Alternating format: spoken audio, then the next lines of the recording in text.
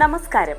ഗുജറാത്തിനും മുംബൈക്കുമിടയിലുള്ള ഖംബത്ത് കടലിടുക്കിൽ കടലിന്റെ അടിയിൽ ഏകദേശം 120 അടിയോളം താഴ്ചയിൽ ഒരു പുരാതന നഗരത്തിന്റേതെന്ന് കണക്കാക്കപ്പെടുന്ന അവശിഷ്ടങ്ങൾ കുറച്ചു നാളുകൾക്ക് മുമ്പ് കണ്ടെത്തുകയുണ്ടായി.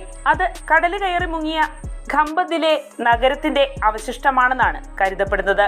ഈ നിഗമനം കൃത്യമാണെങ്കിൽ അത് ചരിത്രരേഖകളിൽ തന്നെ തിരുത്തിക്കുറിക്കാൻ ഇടയാക്കും. ചരിത്രരേഖകളിൽ കുറിച്ചിരിക്കുന്നതിൽ ഇന്ത്യയിലെ ഏറ്റവും പഴയ നഗരവ്യവസ്ഥ സിന്ധു നദീതട സംസ്കാരമാണ്. എന്നാൽ BC 2500 കാലഘട്ടത്തിലെ സിന്ധു നദീതട നാഗരികതയേക്കാൾ വളരെയേറെ പഴക്കമുള്ളതാണ് നിലവിൽ കടലിനടിയിൽ നിന്നും കണ്ടെത്തിയിരിക്കുന്ന ഖംബത്ത് നഗരാവശിഷ്ടങ്ങൾ. കഴിഞ്ഞ 10 വർഷത്തിനിടെ തമിഴ്നാട്ടിലെ വൈഗാ നദീതീരത്തുള്ള കീഴാടി ഗ്രാമത്തിൽ നിന്നും സിന്ധു നദീതട സംസ്കാരത്തേക്കാൾ പഴക്കമുള്ള ഒരു നഗരവ്യവസ്ഥയുടെ ബാക്കിപത്രം കണ്ടെത്തുകയുണ്ടായി. ഈ നഗരാവശിഷ്ടങ്ങളുടെ കാലപ്പഴക്കം സംബന്ധിച്ച് ആർക്കിയോളജിക്കൽ സർവേ ഓഫ് ഇന്ത്യയും കീഴാടിയിൽ ഖനനം നടത്താൻ നേതൃത്വം നൽകിയ ഗവേഷകരും തമ്മിൽ വാക്കുതർക്കവും ശക്തമായിരുന്നു.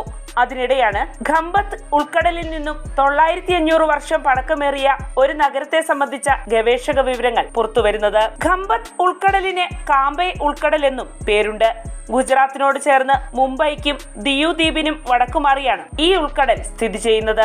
കടലിൽ മുങ്ങിപ്പോയതെന്ന് കരുതപ്പെടുന്ന ഖംബത്തിന്റെ നഷ്ടനഗരത്തിന്റെ ചരിത്രാവശിഷ്ടങ്ങൾ കടലിനടിയിൽ നിന്നും ആദ്യമായി കണ്ടെത്തുന്നത് 2000-ലാണ്. National institute of ocean technology അഥവാ NIOT ആണ് 2000 ഡിസംബറിൽ ഒരു സമുദ്ര മലിനീകരണ സർവേക്കിടെ ഈ നഗരാവശിഷ്ടങ്ങൾ ആദ്യമായി കണ്ടെത്തിയത്.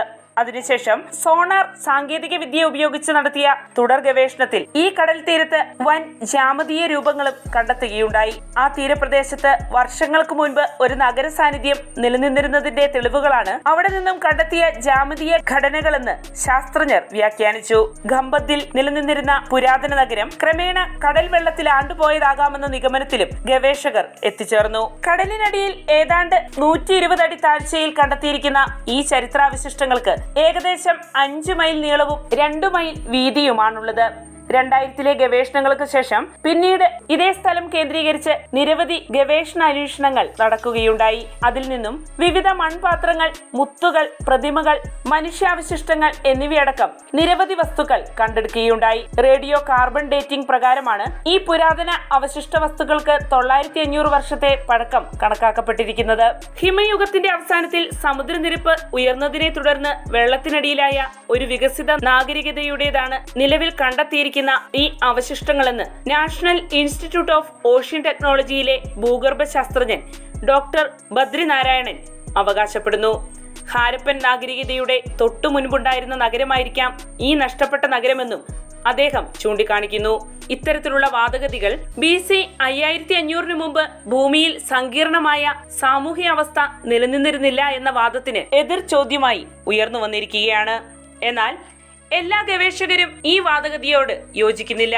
Doctor Iravatham Mahadevan, doctor Asko Parpola തുടങ്ങിയ വിദഗ്ധർ നിലവിൽ കണ്ടെത്തിയിരിക്കുന്ന ഖംബത്ത് നഗരത്തിന്റെ പഴക്കത്തെ സംബന്ധിച്ച് ചില ചോദ്യങ്ങൾ ഉയർത്തുന്നുണ്ട്. നിലവിൽ ലഭിച്ച ഘടനകൾ മനുഷ്യനിർമ്മിതമാണെന്ന് ഡോക്ടർ മഹാദേവൻ സമ്മതിക്കുന്നുണ്ടെങ്കിലും നദികൾ, പുരാതന നിർമ്മിതികൾ സമുദ്രത്തിലേക്ക് കൊണ്ടുപോകാനുള്ള സാധ്യതകളാണ് അദ്ദേഹം ചൂണ്ടിക്കാണിക്കുന്നത്.